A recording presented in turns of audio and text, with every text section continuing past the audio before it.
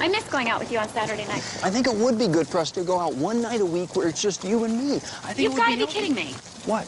You just checked out that girl's butt.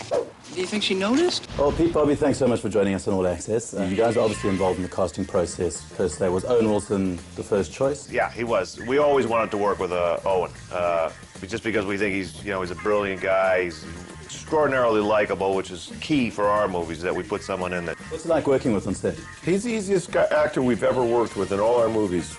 True story. The only one who would be comparable, Cameron Diaz. Cameron Diaz she's just a little angel, couldn't have been more. Yeah, the one thing that's common between those two is they don't come over to the monitor and say, hey, how did I look on that one? They don't want to see themselves. Your wife catch you checking out another girl. You got to spot her from 15 feet away, turn, then wait for her to walk into your line of vision. What do you mean? You can't help it if her butt walks where you're already looking. Oh. First questions first.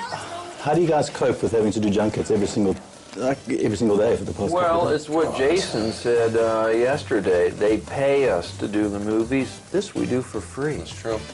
But this is a chance to meet people from all over the world and just to kind of check in, like, hey, what's going on in South Africa? Yeah. South Africans actually watch you guys. South Africa. As far as the questions being the same, well, then our just answers get better, that's all. I can see, obviously, the chemistry on set here is fantastic, but on screen, you guys never worked together before. Mm-hmm. So the on-set chemistry in this movie? I think that it was just like a lucky situation that we ended up getting along because we didn't know each other before we began shooting. And I think for these, like, characters, kind of, I think that it was just like,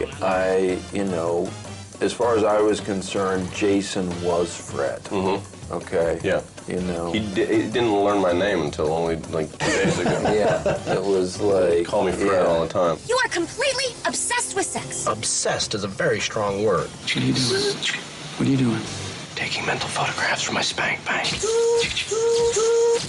You're the natural selection to co-star along Owen? I mean, was there a casting process involved? Not as far as I think. I didn't have to audition for it.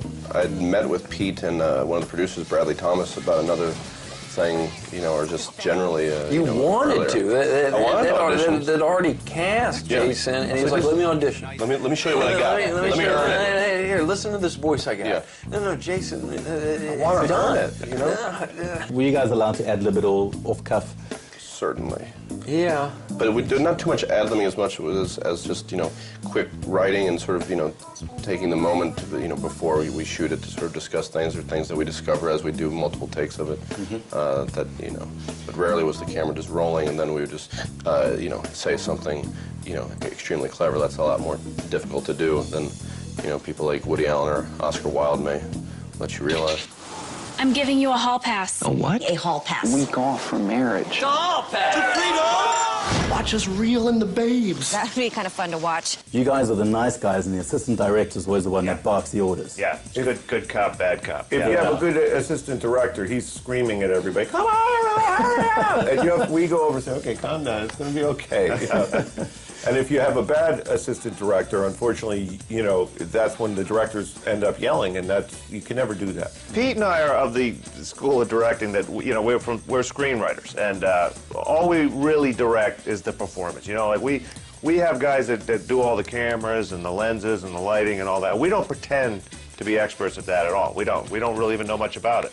We know what we want it to look like when we see it. Yeah. But we give autonomy to all these other people, and we just concentrate on the actors. Your shop tactics are becoming more and more involved as the years go on. How do you get away with the things that you get away with, especially in this movie? Well, we don't always get away with it if it's. We only try it if we think it's funny, and if it's and then we've tried stuff that we've tested and the audience doesn't like, and we cut it. So we really leave it up to the audience. Like, I think if it's funny, it's sort of that carries the day. If something's like, shocking and sort of people are appalled and not laughing, then obviously that doesn't work. But I think they've kind of, we've had enough screenings with these kind of moments where it seems like people really laugh. Farrelly Brothers are known for their shop tactics, but I mean, they really went to town on this one. Yeah. You think so? Yeah. Man, you can't stop that just screaming out. And What was it like when you saw it? Like shocked. You Complete shock. With you're volume from, or just... like, yeah. No, with volume. Yeah. In fact, the whole cinema actually with volume. Yeah. Yeah, so I mean... You're from, like, you know, that's like South Africa's not too conservative. Well, in a way, South Africans are pretty conservative, Oh, but the thing is okay. we do appreciate that sort of humor. Yeah. Oh, It is okay. very funny. I mean, a lot of the Farrelly Brothers movies we all enjoy. Pathetic. Tall blonde, right here. She surrounds herself with less attractive women to make her look like a 10. Hot. Nah. That's amazing. You're like a beautiful mind. Excuse me, do you know how much a polar bear weighs? No, how much? Enough to break the ice. Hi, Fred Searing. How are you?